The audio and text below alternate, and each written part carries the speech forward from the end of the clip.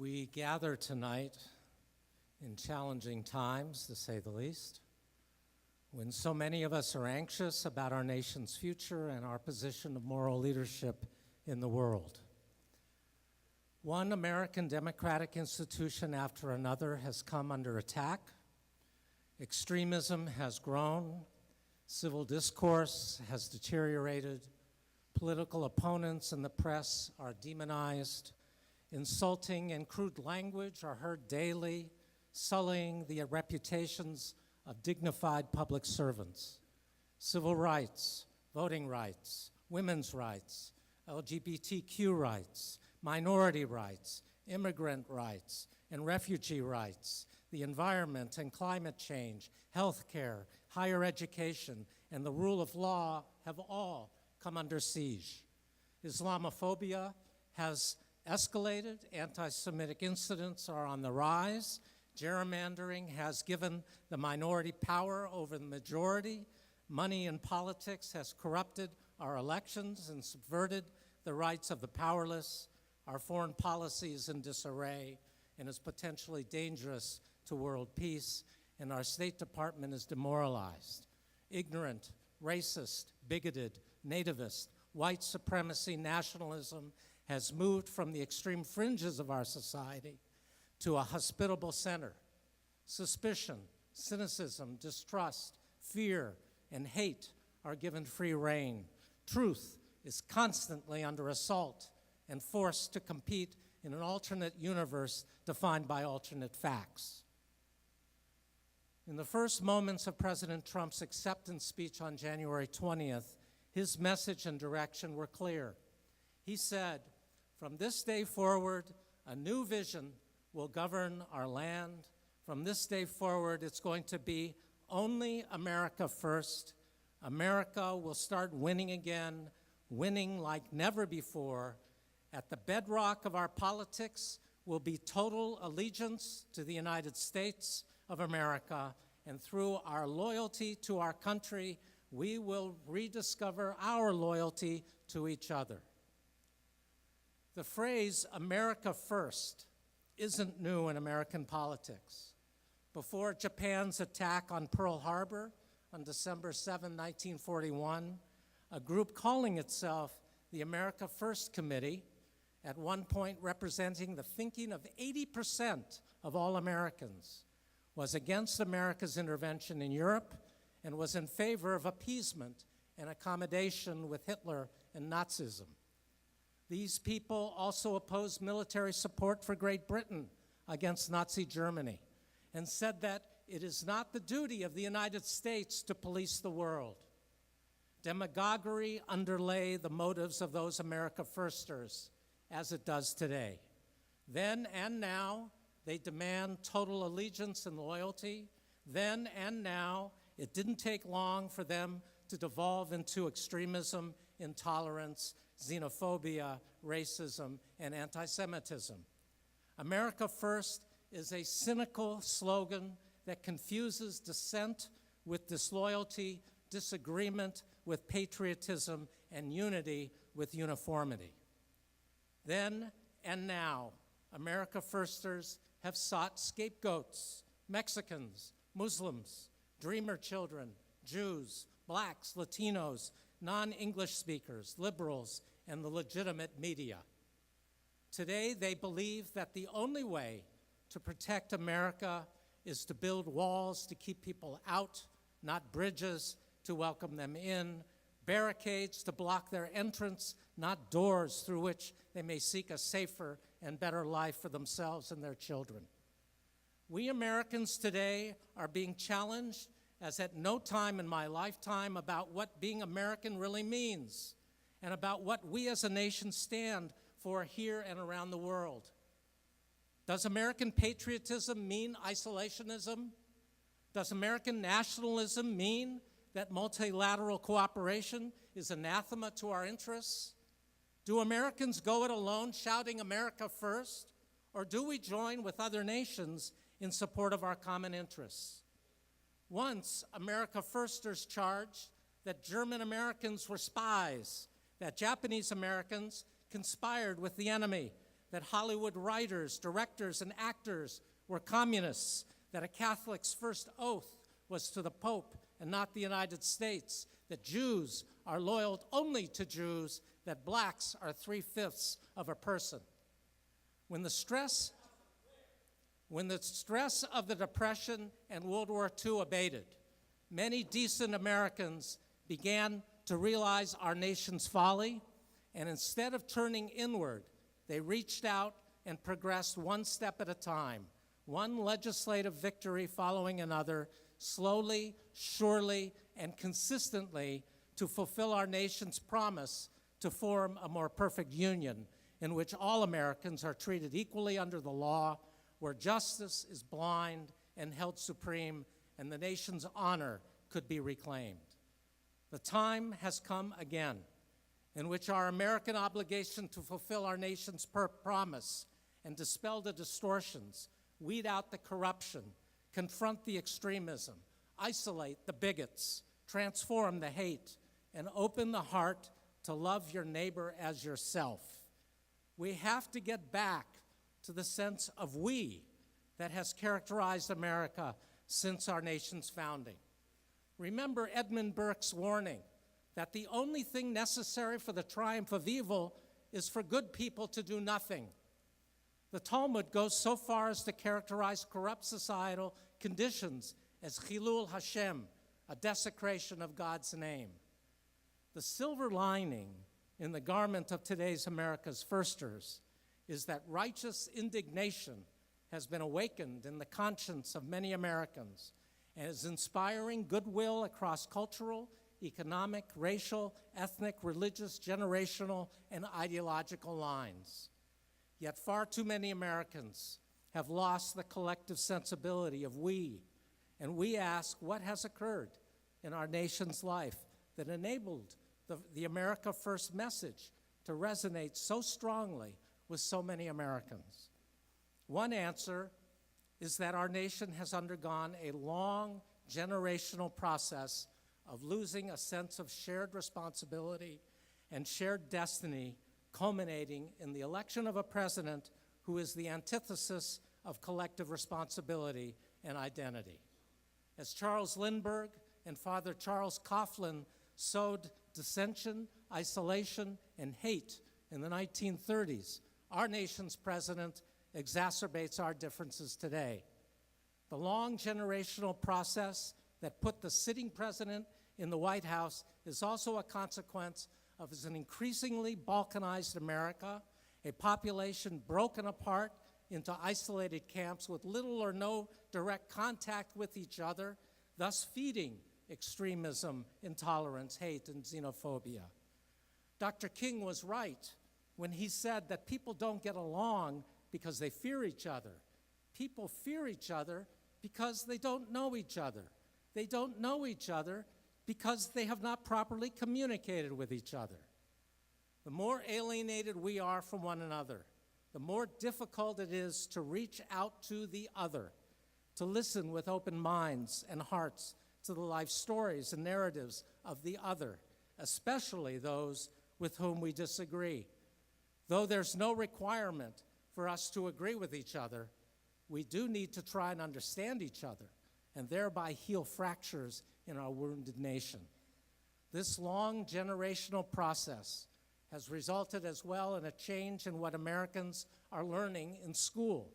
I remember when Jay Leno hosted The Tonight Show and would go out into the streets around NBC in Burbank and ask young people simple questions about American history. More often than not, they revealed an abject ignorance of our nation's past. One person I recall couldn't distinguish between the Civil War and the Vietnam War. Another thought that Abraham Lincoln lived in the 1960s and John F. Kennedy was president at the turn of the 20th century. Disgusted after hearing so many young people who were historically challenged, Jay turned to the camera and said, "I can't do this anymore." It was a joke, but it was serious. The fact is that too many Americans don't know American history nor understand the meaning of American exceptionalism. As I reflect back upon all the generations since the turn of the 20th century, including the GI generation of my parents, the silent generation, the baby boomers, Generation X, Generation Y, the millennials, and Generation Z, I appreciate how each has moved our nation forward, but one generation is especially meritorious and shines a light on virtues that Americans ought to possess, but which have been lost with too many people over time. Tom Brokaw characterized the GI generation, those Americans born between 1900 and 1924, my parents' generation, and a few of you here tonight, as the greatest generation of Americans.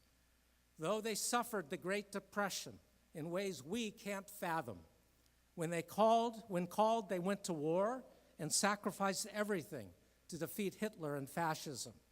It's not an exaggeration to say that that generation saved the world. When the GI generation returned from the war, they rebuilt the home front and assured our nation's entrepreneurial productivity, stability, and future. They understood the values that connected Americans one with another, our common commitment to democracy, duty to country, patriotism, and honor.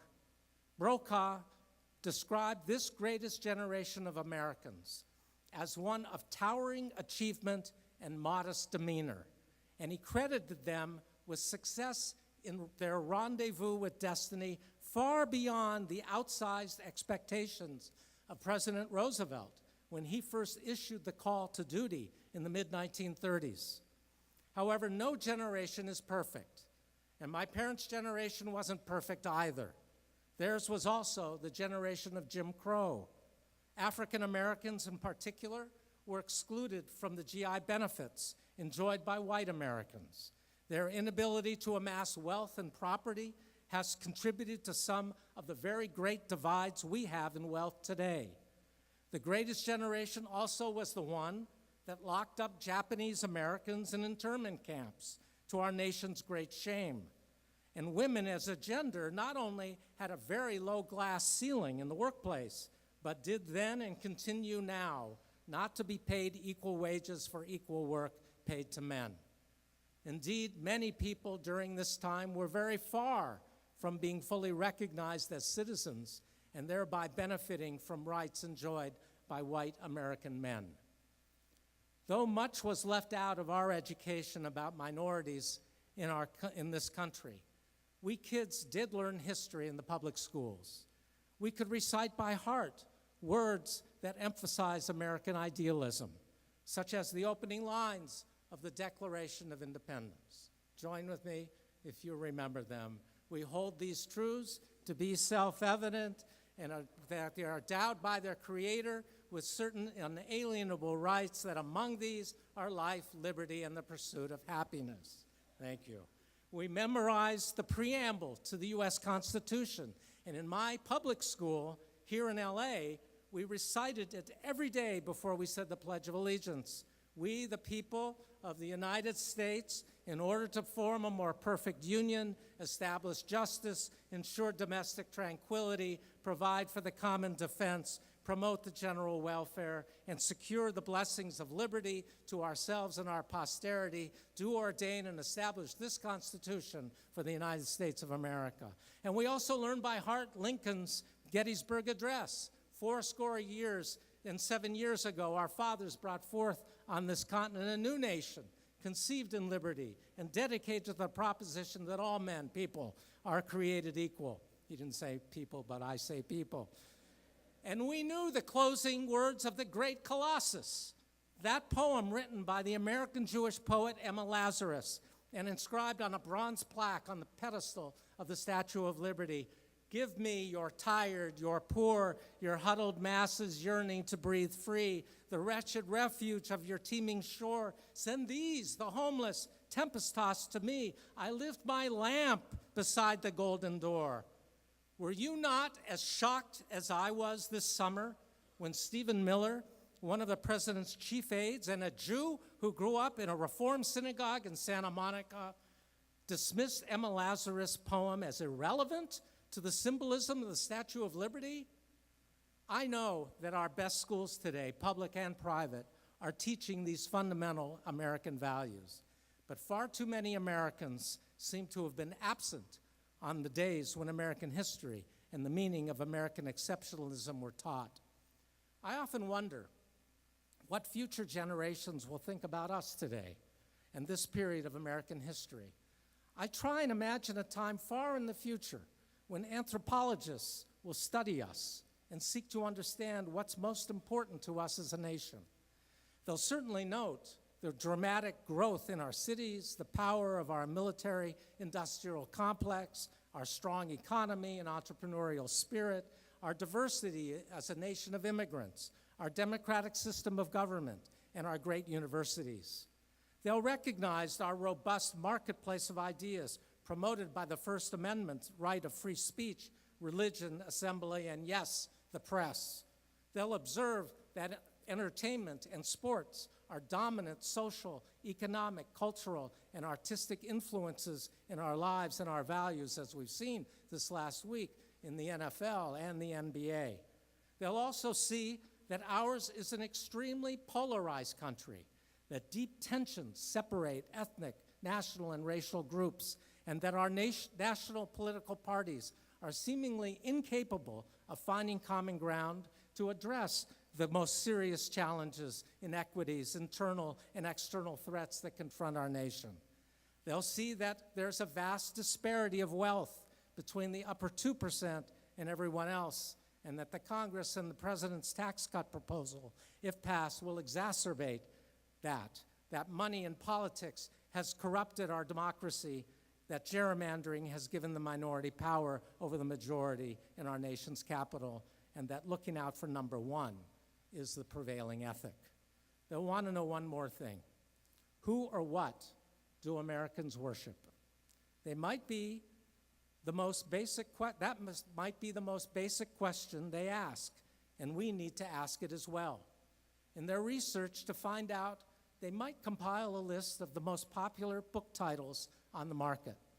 They'll see that so many are about self-help and self-realization and self-esteem, winning in the marketplace and achieving personal success.